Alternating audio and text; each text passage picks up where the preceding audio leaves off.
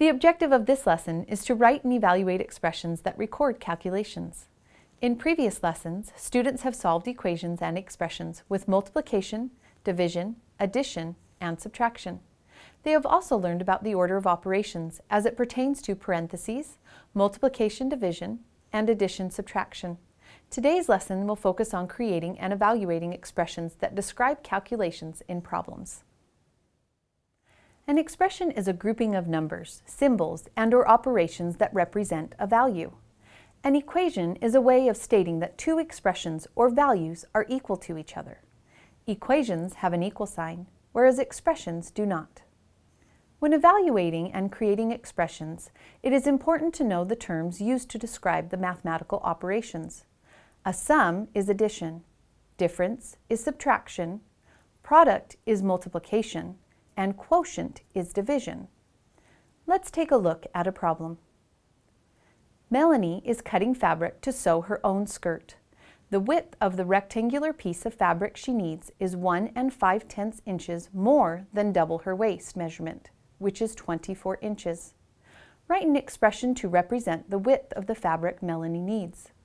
The problem states Melanie needs 1 5/10 inches more than double her 24-inch waist. This means 1 5/10 inches will be added to her waist of 24 inches doubled. The expression can be written multiple ways. 2 times 24 inches plus 1 5/10 inches. 2 times 24 in parentheses plus 1 5/10. 1 5/10 plus 2 times 24 in parentheses. 1 5/10 plus 2 times 24. In all of these expressions, the 2 times 24 will be evaluated first. In the expressions that use parentheses, the order of operations state to evaluate the operation inside the parentheses first, then add the 1 5/10. In the expressions without the parentheses, the order of operations states to solve the multiplication first, followed by addition.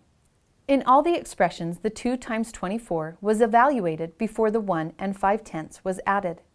Depending on the problem and operations being used, there is sometimes more than one way to create and evaluate an expression. However, sometimes there is only one way to arrange the expression. Let's create and evaluate an expression for another problem. Days Farm picked 30 fresh apples to divide with a class of preschool students. The students were divided into 5 groups of 3 students. How many apples would each student get? The expression written will be 30 apples divided by the product of 5 times 3 students. If this expression were solved without the parentheses grouping symbol, the division operation would be evaluated first, then the multiplication operation would be evaluated.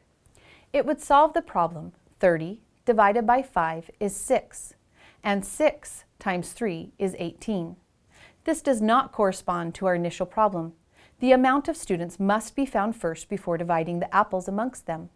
By adding the parentheses around the 5 times 3, the product of 5 times 3 will be evaluated first before division. 5 times 3 is 15. 30 divided by 15 is 2. Each student will get 2 apples. Let's create and evaluate one more expression.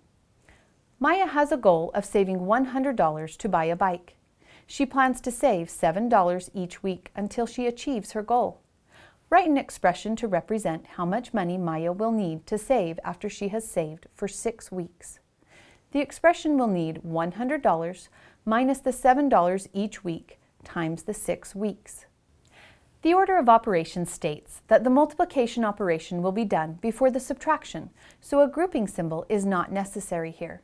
However, parentheses can be added to remind students that the product needs to be found first.